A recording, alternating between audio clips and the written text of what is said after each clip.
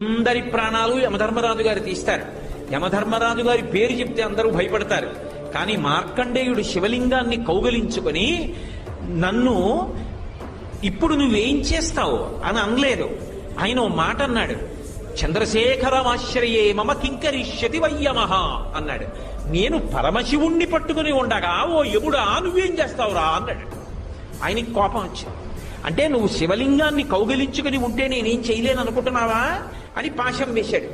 మరి శివలింగాన్ని గట్టిగా కౌగిలించుకున్నప్పుడు ఆ పాశం శివలింగానికి కూడా పడింది.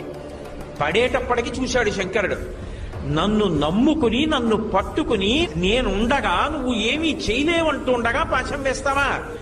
అంతే ఎడంకాలెత్తి తన్నాడు యమధర్మరాజు గారి యొక్క వక్షస్థలం మీద. అందరినీ చంపే యముడు మరణించాడు. ఆ మరణించినప్పుడు దేవతలందరూ వచ్చి స్తోత్రం చేస్తే మళ్ళీ బ్రతికించాడు యమధర్మరాజుని. నా భక్తుల జోలికి